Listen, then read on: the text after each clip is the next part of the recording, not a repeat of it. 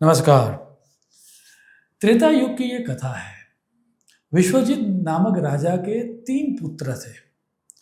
तीनों वीरता में, आर्चरी में, राजनीति में, शास्त्रों के ज्ञान में समान थे, तो किसको युवराज बनाना, उसके लिए राजा को बड़ा कन्फ्यूजन रहता था। उसी समय में एक दिन नारद जी आते हैं। नारद जी तीनों को बारी-बारी बुलाते हैं और उनको एक सामान्य ब्राह्मण के साथ फाइटिंग करने के लिए या फिर युद्ध करने के लिए आयोजन करने के लिए कहते हैं। आयोजन किया जाता है, तीनों को सामान्य ब्राह्मण के साथ युद्ध करना था।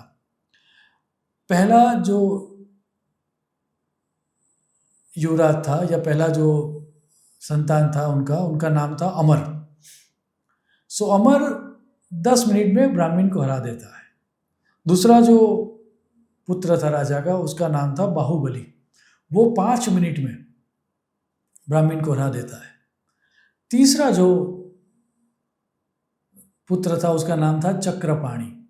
चक्रपाणि ब्राह्मण के साथ युद्ध करता हुआ दिख रहा है। करते करते 1 प्रहर अर्थात 3 घंटे लग जाते हैं। आखिर में तो चक्रपाणि पसीना पसीना हो जाता है और सरप्राइजिंगली चक्रपाणि हार जाता है। तीनों को बुलाया जाता है। नगरजनों के लिए तो अब ये स्वाभाविक ही था कि सबसे कम समय में बाहुबली ने हराया था 5 मिनट में, तो उसी को युवराज बनाया जाएगा। लेकिन नारद जी ने जो हार गया था उस पुत्र को, चक्रपाणि को युवराज बनाया। राजा को भी आश्चर्य हुआ और प्रजाजनों को भी आश्चर्य हुआ। तब नारद जी ने पूरी स्टोरी के पीछे का जो बैकग्राउंड था वो बताया। नारद जी ने कहा कि राजा को तो पता ही है, लेकिन ये तीनों को मैंने 1 बाय 1 बुलाया था और तीनों को ये कहा गया था कि आपको एक सामान्य ब्राह्मण के साथ फाइटिंग करनी है, जिसको फाइटिंग का कोई एक्सपीरियंस ही नहीं है। अब तीनों में आप फाइटिंग करोगे, जितने समय में आप जीत जाओगे वो रिकॉर्ड किया जाएगा। जो जीतेगा वो विजेता होगा, लेकिन जो हार जाएगा उसको मृत्यु दंड मिलेगा। अब बाकी की जो पहले के जो 2 कुमार थे उन्होंने तो ये स्वीकार कर लिया, लेकिन तीसरा जो चक्रपाणि था उसने नारद के सामने विरोध प्रकट किया। उसने कहा कि ये कंपटीशन ही सातत्य वाली नहीं है।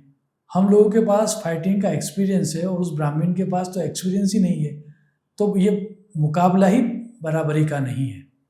लेकिन जब नारद ने कहा कि नहीं, ये करना तो पड़ेगा ही पड़ेगा, तब चक्रपाणि ने कहा तो फिर राजा को ये याद रखना होगा कि यदि कौन युवराज बनेगा वो नारद जी तय करेंगे, तो हारने का परिणाम जो भी हो, जो सजा मिलने का हक है वो राजा का होगा। मतलब हारने वालों को मृत्युदंड दे या न दे वो राजा तय करेंगे।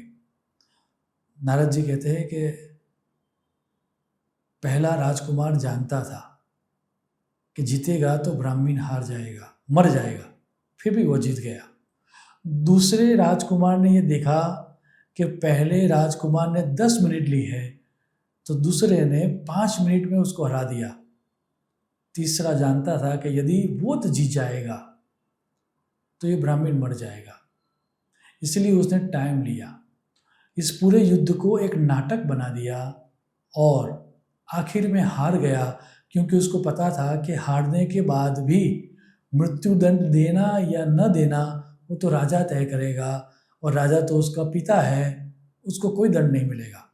अर्थात चक्रपाणि के मन में दया थी। बड़ा वही हो सकता है जिसके मन में दया हो। स्कंद पुराण का ये श्लोक है जो ये कहता है, परोपकारणम कारणम येषाम जागर्ति हृदये सताम नश्यन्ति विपदस्तेषाम संपदः स्युः पदे पदे। अर्थात दूसरों का दुख दर्द जान के जो हार मान ले, दूसरों को जीतने दे, वही व्यक्ति हार जाए तो भी आगे जाके जीत जाता है। शुभम भवतु। प्रणाम।